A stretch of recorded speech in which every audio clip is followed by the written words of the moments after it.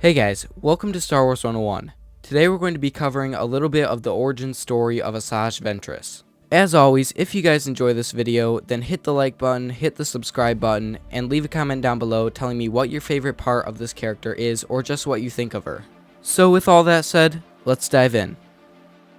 Ventress was a Night Sister who at a young age was given to a pirate named Hal Stead. Her mother gave her away to protect the Night Sister clan of Dathomir, but this sacrifice pained her and Mother Talzin very much. She grew up as a slave girl to Hal Stead on the planet Ratatak. The pirate took advantage of her ability to use the Force, and used her to torture people with it.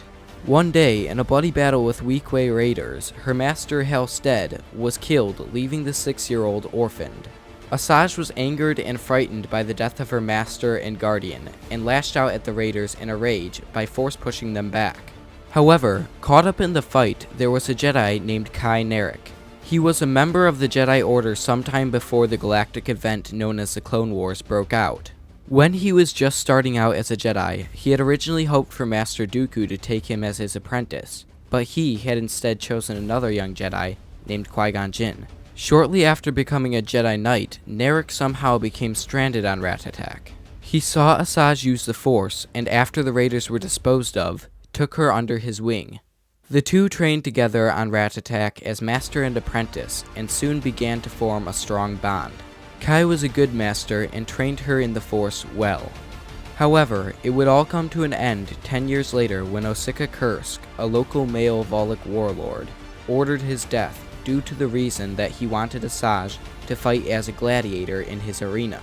Kai Narek was killed by another Weequay attack, where a single sniper shot to his back was the cause of his downfall. Her mentor had died in her arms. Asajj was destroyed by his death.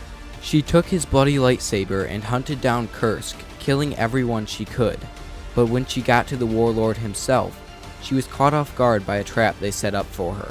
Asajj was captured and forced to fight in the arena as a gladiator.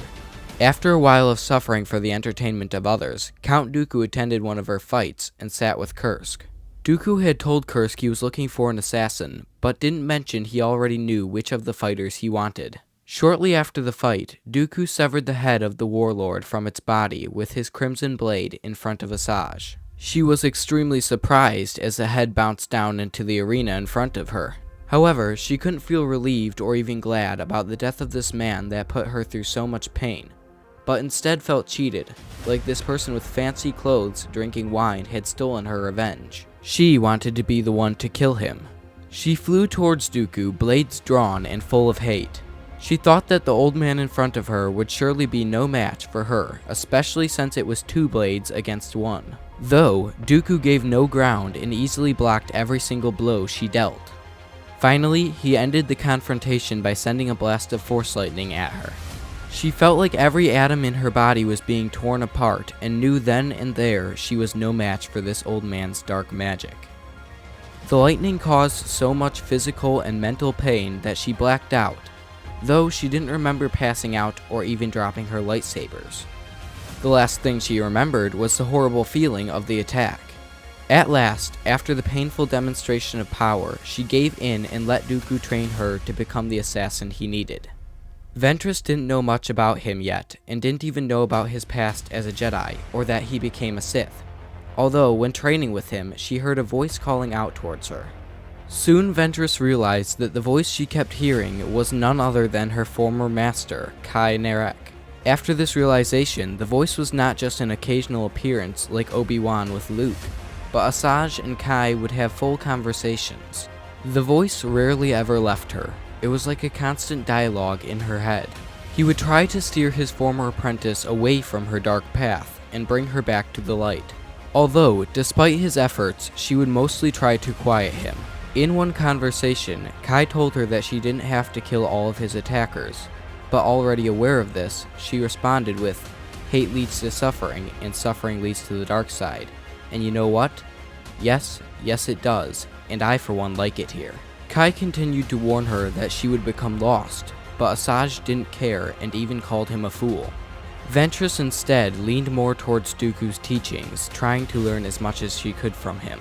Once, she even dared to secretly read through his journal. However, she couldn't help but ask the question, why am I doing this? She figured, if this voice really is Kai, and if he really did find a way to come back after death, that she should be spending all the time she could with him rather than with this person who is enslaving her. Asajj thought that if Kai conquered death through the Force, he would be more powerful than Dooku. While communicating with Ventress, Kai begins to show regret for not training her better, and even for not taking her to the Jedi Temple. Now the question in my mind though is, why didn't Kai take her to the temple or to a different planet? Dooku tells her that the Jedi abandoned Narek since they didn't try to make contact with him, and he never tried to contact them during their long years of training on Ratatak. This knowledge made Ventress hate the Jedi even more. Dooku manipulated her into thinking the Jedi were the reason Kai was stranded on the planet. A while later, Kai senses that Dooku is going to have Ventress kill Jenza, Dooku's sister. He tries to warn her that if she completes this step of the training, she will never be able to turn back to the light. But now, Dooku senses his presence and interrupts. Dooku tells him that he was always a disappointment, and if he had his way, Kai would have never been a Jedi Knight. Asajj defends Kai, telling Dooku to leave him alone, although he continues to press on anyway.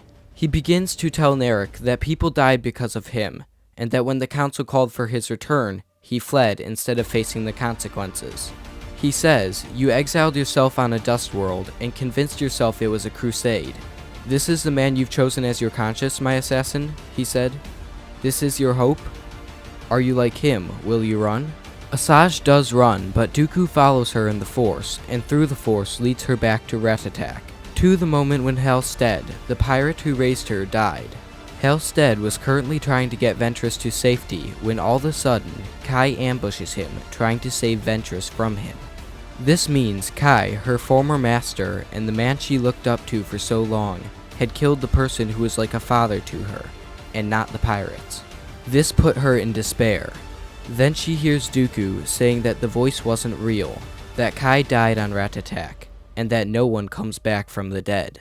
He continues to tell her that everyone in her past used her for their own gain. The Night Sisters used you, Halstead used you, and Kai used you to cure his loneliness. Then he gives her the choice to choose between him and Kai by ordering her to kill his sister once again. Although Narek begged her not to, she completes the mission, therefore choosing to let Dooku define her from now on. So that's it for this video. I hope you guys enjoyed. If you did, hit the like button, hit the subscribe button, and leave a comment down below telling me what your favorite part of the video was, or just what you think of Ventress.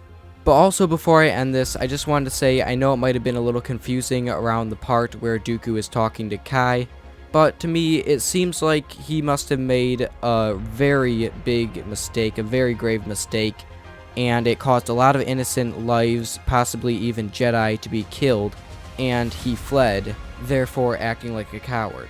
Now, unfortunately, I wasn't able to find any information about what this big mistake was. So if by any chance one of you might have figured it out, then please tell me in the comments down below. I'd love to hear it.